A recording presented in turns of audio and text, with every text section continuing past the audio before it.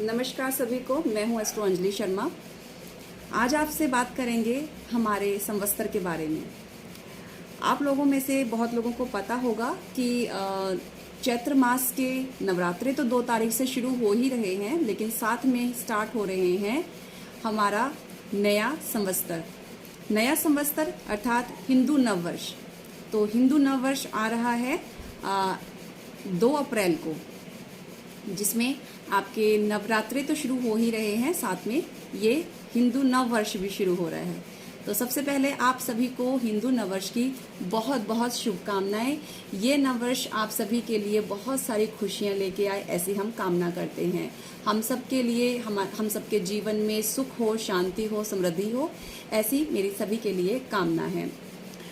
पिछले 2-3 सालों में हमने बहुत कुछ देखा, सहा। कोरोना काल एंड बीमारियां और लड़ाई झगड़े बहुत कुछ हुआ। इस साल उन चीज़ों में कुछ तो राहत है, क्योंकि इस साल जो संवत शुरू हो रहा है ये नल नाम का संवत्सर है। जैसे हमारे 60 संवत्सर होते हैं तो हर साल का एक नाम होता है, तो इस साल जो संवत्सर पड़ रहा है उसका नाम है नल।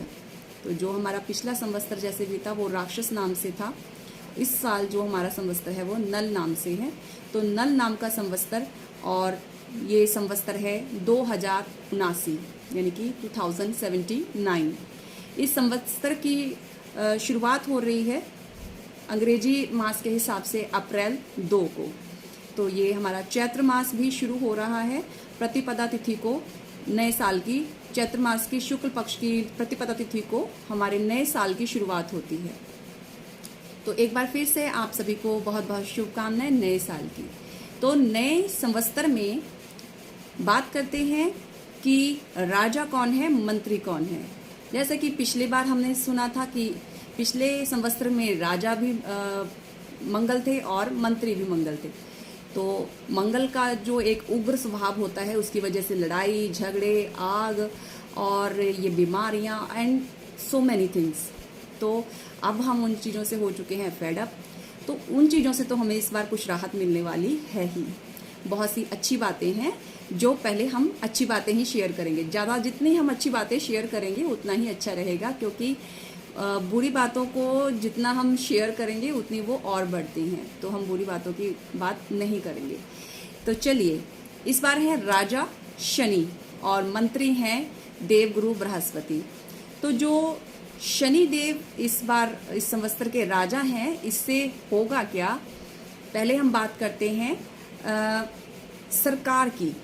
सरकार जो है इस टाइम पे, इस नव वर्ष में कुछ कठोर फैसले ले सकती हैं, और जिससे ये भी हो सकता है कि देश में अराजकता का माहौल हो, अराजकता फैले। लेकिन जितनी तेजी से अराजकता फैलेगी उतनी तेजी से उसको दबा भी दिया जाएगा। तो सरकार तो कुछ निर्णय, कठोर निर्णय कर ही सकती है, लेकिन साथ साथ में ये कि सरकार कुछ गरीब लोगों के लिए या आम लोगों के लिए, या जो इतना संपन्न नहीं है, मध्यम वर्ग के लोग जो हैं, उनके लिए कुछ ऐसी योजनाएं लेके आएंगी जो कि उनके लिए बहुत हितकारी होंगी। उसमें कुछ चीज़ें, कुछ स्टार्टिंग के कुछ मंथ्स में ऐसा भी होगा कि इन योजनाओं के तहत वो लोगों को मुफ्त राशन देना या मुफ्त कुछ सुविधाएं देना, ऐसा सरकार करेंगी। तो इससे लोग जो हैं सरकार से खुश भी रहेंगे। शनि राजा होने की वजह से शनि से रिलेटेड जो वस्तुएं हैं, शनि से रिलेटेड वस्तुएं जो हैं, उनमें तेजी आना इज बट नेचुरल। सो शनि से रिलेटेड कौन सी चीज़ें होती हैं, थोड़ा सा उसके बारे में भी बता देती हूँ। शनि से रिलेटेड चीज़ें जैसे कि लोहा, यानी कि जो लोग कंस्ट्रक्शन के बिजनेस में हैं उनके लिए उनको बता दूं कि सरिया, लोहा, सीमेंट, ये सब चीज़ें महंगी होंगी, इनके दाम बढ़ेंगे। और इसके अलावा क्योंकि शनि ठोस चीज़ों का मालिक होते हैं, तो जिन चीज़ों में तरलता नहीं है, ठोस चीज़ें यानी कि जैसे लोहा जैसी चीज़ें होती हैं, तो बेसिकली इन चीज़ों को इसमें गिना जाता है। इसके अलावा जैसे चमड़ा हो गया और ऊन हो गई, ये चीज़ें भी शनि से रिलेटेड वस्तुएं होती हैं। तो इन सभी चीज़ों की जो मूल्य हैं उनमें वृद्धि आएगी।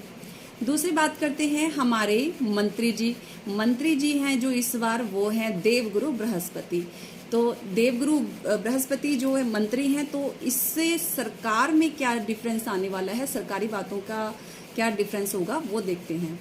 तो सरकार जो है इस टाइम पे अपनी कई सारी योजनाएं तो लेके ही आएगी और उन योजनाओं को वो लोगों को समझाने में एक बेस्ट तरीके से काम भी करेंगे कि अपनी बातों को लोगों को समझा भी सकेंगे, अच्छे से अपनी योजनाओं को समझा भी सकेंगे।